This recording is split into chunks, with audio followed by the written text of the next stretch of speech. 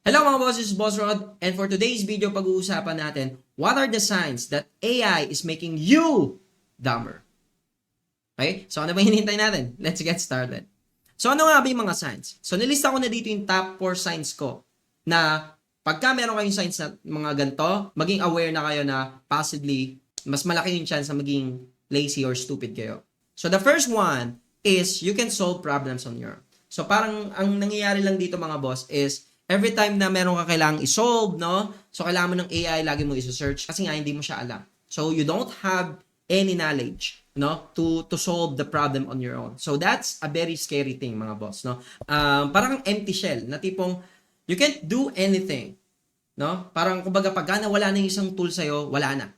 Tapos na. You can't really do anything, no? You can't solve it.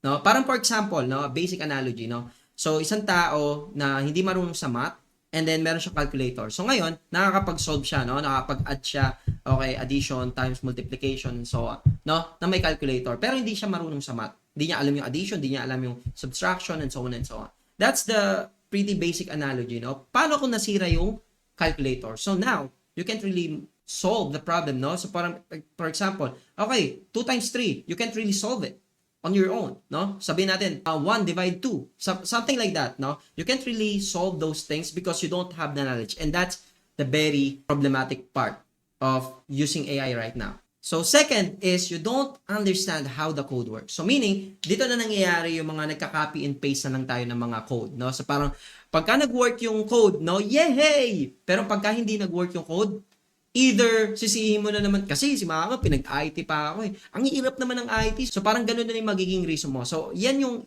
isa sa mga sign, no, na you're getting dumber from using AI. Alright, so number 3, you always rely to AI instead of debugging or reading documentation.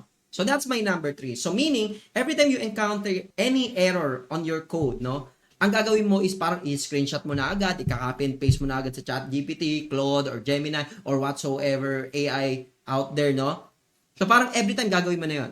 So ngayon, the problem is, you really don't understand bakit ka nagkakaroon ng error na gano'n. No? So parang, doon na pumapasok na naman, no? Nagkakaroon na tayo ng less of sense of thinking, no? Nalilesen na yung pag-iisip natin sa mga bagay-bagay. Nalilesen na yung pagka-understand natin sa mga bagay-bagay. Kasi nga, we let AI do everything for us. No, and also one thing na kailangan nating i-consider, no, sa AI, no, may mga data cap yan. Sometimes if you're using a latest library, mga boss, no, syempre may mga latest documentation yan. And some AI, may mga data cap yan, no? Hindi nila sakop yung mga latest ngayon. So wala pa silang training data para doon. No, that's why you still need to understand, no, how to debug on your own. Oh, understand the error. Last but not the least is you can't move forward without AI.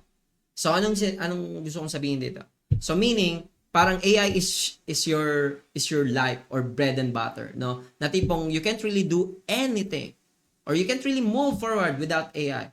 So yun yung isa, no? Isa sa mga sign na you're getting over reliant to AI. You're getting dumber and dumber. Huwag niyo sayangin yung time. Huwag niyo ipagpalit yung pag-learn ng mga skills versus sa benefit lang na binibigay sa'yo ng AI. Okay? You still need to work or use it wisely. Yun yung mga tingin ko na mga signs na AI is making you dumber.